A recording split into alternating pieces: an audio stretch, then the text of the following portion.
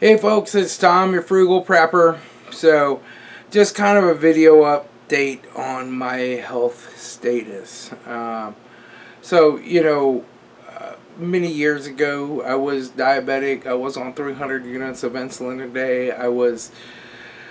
Had A1Cs in the 14s. I was pushing 500 pounds, towards 500 pounds.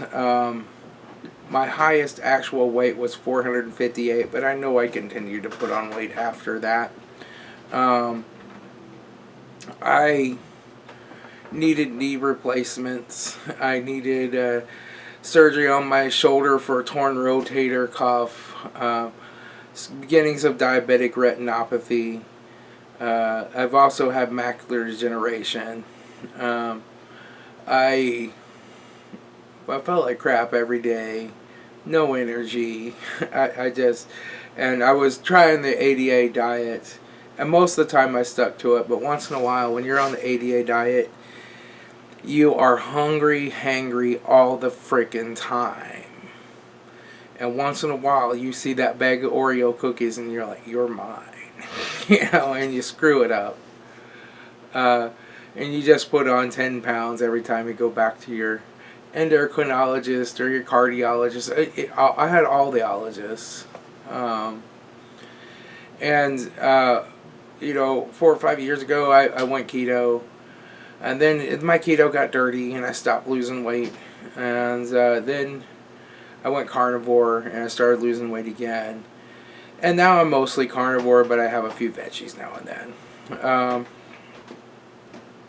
So in October of last year I had a stroke. It was I don't know, it would have gotten a lot worse, but I got to the hospital and got the clot buster really quick, within a half hour. And it didn't make it like reverse and get better right away, but it stopped it from getting worse dead in its tracks. I had really high blood pressure when I got to the hospital. It was 280 something over something. And my blood pressure had always ran high, but it just spiked way up. I did not have any symptoms from the high blood pressure. No pulsing in my eyes or ears, or no headaches or anything like that. I can count on one hand the number of headaches I've had in my life, though. So, yeah. I went through that. I was in the intensive care for a few days. I went home. I was pretty blind, seeing double, seeing everything blurry. I couldn't really walk without the support of a walker. And they sent me home with a whole pile of medications for my high blood pressure. But my blood pressure has just continued to be too high. It's not in the 280s or 300s anymore, but it'll swing between 130 to 190, and it'll swing. I mean, I'll take it in the morning, 130. Take it like at lunch, 190. Then I'll take it again in the evening, 140. It swings back and forth. My blood pressure goes down when I do exercise. Like if I take my blood pressure while I'm walking with my portable blood pressure cuff, it'll be down lower in the 140s. If I take it while I'm sitting down in a comfortable, relaxed position and my arm up and all that, it'll be 180. And I'll take those two readings like 5 seconds apart from each other, right? Which that's not supposed to happen in a normal person. Their blood pressure goes up when they do exercise. Now, I do have an inverted T wave when my heart is at rest, and I don't know if that affects the blood pressure or not. I've been told that it doesn't, but it only happens when my heart's at a perfect rest. As soon as I elevate my heart rate during this, or they give me the shot of stuff in your IV from the stuff they give you during a stress test, I don't know what it is, or if I do the physical stress test where I walk on the treadmill, as soon as I start walking, the inverted T wave goes away. So they said that's not a big deal. Also, they did the nuclear scan or something. Like, it put me in this machine that's like, you have to lay there for like 10 minutes or 20 minutes. And they inject some nuclear stuff in you. That all came back fine. They did the sound thing where they rub the sound stuff with the jelly all over your chest and like take pictures of everything. And they also did my veins or arteries or whatever in my neck. There's no signs of problems there other than my heart is slightly, very slightly enlarged on the left side. And that comes from years and years and years of high blood pressure. So I had a CTA scan. The cardiologist that I had in my own town, I don't really like him that well. But he was like, I can just do heart cath and we can put stent in while we're in there. I'm like, no. No. He's like, well, I can do CTA scan. I'm like, that sounds better, you know. And so they did the CTA scan, and it shows no blockages. And I guess they can see the hard and the soft blockages or whatever, but there's no, absolutely zero blockages, like anywhere. In my heart, in my lungs, in my upper abdomen's grossly unremarkable. As it said, is good. And my lymph node was slightly enlarged, but it was most likely reactive, they said. And that means that it's working on fighting an infection, which I had just gotten over COVID the day before I started testing negative for it. And COVID only lasted a few days, and I didn't even need any medication for it. It's fine. And no, I never had the clot shot. And so, you know, the stroke that I had was most likely just that I was sitting at my desk working, my blood pressure went up really high, I got a blood clot somewhere in my body just from having high blood pressure and the blood not circulating good enough. I went out to the shop, I did work, and I'm walking back into my office, but I'm going outside the building through the parking lot, and I started getting dizzy, started having a stroke, sat down in my car, you know. And yes, I was a smoker then. I've been a smoker for a long time, and I have quit smoking before, once for 8 months, once for about a year, once for like a year and a half. I wasn't a smoker. And when I quit smoking, I'm not doing other forms of nicotine. I'm not vaping. I'm not doing other things. And it never helped my blood pressure. Never did. So it definitely helps you breathe better and helps you smell better and makes you feel better, but it never has helped my blood pressure. I also tried the low sodium thing once until my heart started skipping beats and my legs stopped working and I was falling down. And I went to the emergency room and they did the blood work. They're like, your sodium's dangerously low. You know, I'm like, well, you told me not to eat the salt, so I didn't, you know. But my sodium is like low side of normal now, and I eat tons of salt. But I am on the hydrochlorothiazide, which can deplete your sodium. So, I don't know.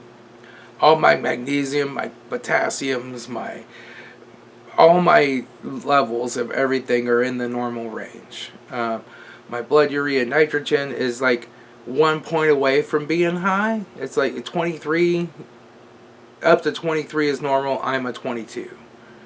But I eat a lot of protein because I'm a carnivore, so they said that's normal. My creatinine is the other way. It's the very last notch that it can be, like 0.9 for normal. But it is in the normal range. And so I said that's because I have a lot of muscle mass, most likely, which I do. I mean, this is solid muscle. I'm always going to be a big guy, but I have this visceral fat down here that I need to get rid of still, you know. And so the only way I've ever gotten that to go away is to fast. You know, like no dieting or no carnivore or anything ever gets rid of that visceral fat except for fasting. So I went to see another cardiologist because I'm just not getting the answers and stuff that I want from my cardiologist. Just not getting that. So I went to see another one. He's changing my one blood pressure, my metoprolol, which metoprolol has some other unfortunate side effects that I'm not going to talk about. But I'm on 200 milligrams of that per day, 100 twice, which normally people are on 50. So he went ahead and cut my dose back to 100 to take 250s a day, because he said doubling it beyond that really doesn't make much of a difference in most people. And then he called me last night and he's going to switch me to one that starts with a P, propanolol or something. I don't know. It's a different one, but it's like metoprolol. And that should help with the unfortunate side effect from the metoprolol. And he's put me on hydralazine and the isozorbamide or whatever. I call it the ISO. I mean, I already have that stuff in my drawer. You know, like I have two big filing cabinet drawers full of blood pressure medicines that we've tried before. But it's a few years old, so I'm just going to go ahead and get some fresh. And we'll try that. And if I'm still having problems with blood pressure, then he's going to give me a referral to the Cleveland Clinic to talk to them about getting renal denervation therapy. And then I'll have to go through all of their stuff that they want me to go through, and then get my insurance to pay for that. But that's where they go in and they take a catheter and they go in and burn nerves with radio frequencies. And a spiral catheter, they burn the nerves around your renal arteries that are in charge of regulating your blood pressure. So this is a new procedure they're doing on people with severely resistant hypertension. And a lot of times after they have that done, they go from having blood pressures in the 200s to being perfectly normal on no medication, which is my goal. No medication. This medication all has unfortunate side effects, from constipation to lightheadedness, dizziness, lack of energy, feeling groggy. I mean, it just a nasty level of side effects. I'm able to deal with those side effects because I'm eating such a healthy carnivore style diet that they don't affect me as much as if I was eating pizza, you know. You know, they all have side effects, and it gets old. My nifedipine was severely constipated me. It gave me cotton mouth. Like I don't currently smoke weed, but I smoked it when I was younger, and you get that cotton mouth where your saliva glands don't work. Multiply that times 100, and that's how bad it was. Then after that started, the severe muscle spasms would start, and they'd be like in my legs and my butt cheeks. They'd be like, and I'd be like, oh, it kind of hurts. Oh, you know, what's going on? And then they'd just be like, spasm, like, and they'd stay that way for like a minute and a half, and then they kind of let up, and it would just tear those muscles. It would tear them up. They would swell, and then they started pinching the sciatic nerve, which was causing severe pain and numbness. I mean, it's painful where it pinches it, but it makes your leg go numb and not work. It's a nightmare. We figured out that was the nifedipine, and I'm off of that and on the amlodipine now. The amlodipine makes it a little achy down there, but nothing like that. I mean, I can deal with a little achiness down there and just walk a little slower for the first couple hours of the day till it gets moving, you know. But all of these medications have severe side effects. So why is my blood pressure so high? Well, it's always been high. Even when I was a teenager, they're like, your blood pressure's looking a little high, you know. But it used to be controlled by taking a lisinopril every day, you know, and it would go down to a more normal range. But it's just gotten worse and worse over time. I think it comes from the years and years of being diabetic, being severely obese and overweight. And I think like my A1C came back at a 5.7, which is good. But I don't know how much insulin my pancreas is producing to keep that at that level. It can produce like 20 times more than normal to keep your sugar down, but you could still be pre-diabetic. And I think I probably am. I think losing the rest of this visceral fat will really help that. Any insulin resistance, we'll say, even though I don't really think it's resistance, that I still have, it will help fix that and get my metabolism back in the right order. So I'm going to fast, but I can't do like a 6-week fast like I've done before, and I can't do a 90-day fast, which I did once before, because my blood pressure is just too out of control now. And as you enter into a long fast, your blood pressure can elevate. Most people, if it goes up 10, 20 points, that's not a big deal. For me, that's the difference between not having a stroke and having another stroke. So the goal is to not have another stroke. So I'm going to have to really monitor my blood pressure. And then if it's getting really high, I have to eat. But I'm just going to try eating one smaller, meal at dinner and skipping breakfast and lunch. And we're going to just go with that for a while. And that meal, I'm going to have an eating window of like a half hour while I eat dinner.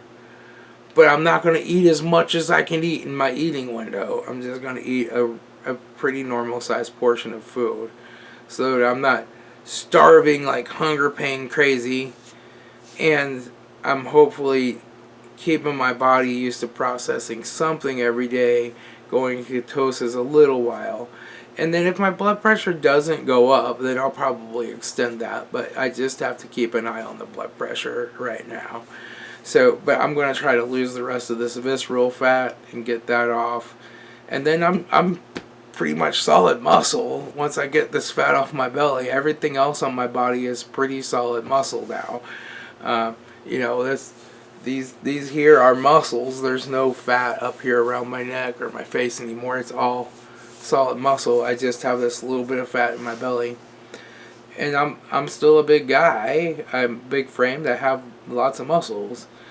But I use my muscles every day. I don't go to Planet Fitness and lift weights. I've tried that in the past, and it's fun, I guess. But you have to deal with all these other people. There's a whole bunch of really fat people that still think they can eat Cheetos and work out and lose weight. And then there's a whole bunch of really muscular dudes that are taking some prescriptions to help build muscles. And they're just like pumping the iron all day long. They live at the gym. I don't want to live at the gym. I want to do things. So I do things like work on my garden, yard work on cars, pull engines. I use my muscles so that I lift heavy things all the time so that they stay built up. So that's just what I'm choosing to do. I canceled my Planet Fitness membership. I think if you really are trying to just build that one specific muscle and make it look really great, that might be a way to do it. But I don't know. I'm just a real man, and I do real man things. So I'm doing that. I kind of wish I had just a smaller frame and a smaller body, and I didn't have all these muscles. Honestly, I don't know. But it is what it is. You're born the way you're born. I have a body type very similar to my grandfather on my mother's side. So it is what it is. So that's where I'm at. I'm going to pick up these other prescriptions today and switch those out, and we'll try that, and we'll just go with that for a little while, and then I'll get that referral to the Cleveland Clinic, hopefully. He said he could refer me there now, but I have to get my insurance to pay for me to go there and have the visits and pay to agree, because they're out of network. So I have to get them to agree to it because they're the only ones that do that procedure. But I want to do as many things in network as I can to prove that they don't work, so that they don't have me go there and then be like, well, you need to try this, this, this, and this. You know, so that my need to interact with them is as little as possible, so that the insurance will hopefully say, you had a stroke, that cost us $107,000, or you can have this renal denervation, not have any more strokes, and it'll be 15 or 20,000. Okay, we'll pay for it. You know, so that's the goal, is to get them to see it, and getting insurance companies to understand that stuff. Is a lot of the left hand doesn't know what the right hand's doing. Like, the prescription team doesn't understand what the other team's doing, right? You know, the prescription teams is like, you want a Darby. A Darby costs $300. We're not paying for that. You can take something else. And it's like, I've took the other stuff and it doesn't work, so they want to try this a Darby. And it's like, well, talk to this hand, and he'll say, hey, I don't want to pay another $107,000 for a stroke. So maybe you should pay $300 for the Darby medicine. You know, it's a whole lot of that kind of stuff going on with insurance companies. But, you know, it is what it is. I'm just really lucky that I have insurance. My total, my maximum out of pocket is supposed to be $3,000, but it was actually closer to $5,000 because they send X-rays or CAT scans out to certain people over the network, like, that are in different cities to read them, and they're not in the network, but your hospital is, and so they charge a different price. You know, you never go, and like they said when they did our insurance this time before last, the lady came in and talked, and she's like, well, there's a $100 copay if you go to the emergency room, but they waive that if you get admitted. I was like, no, there's not. I was like, you can't walk into the emergency room and say hi for less than $2,200. You know, what is this $100 copay crap? You know? So, there's always that. Anyway, that's all I got, folks. I'm going to get to work now. I'll talk to y'all later. This is Tom, your Frugal Prepper.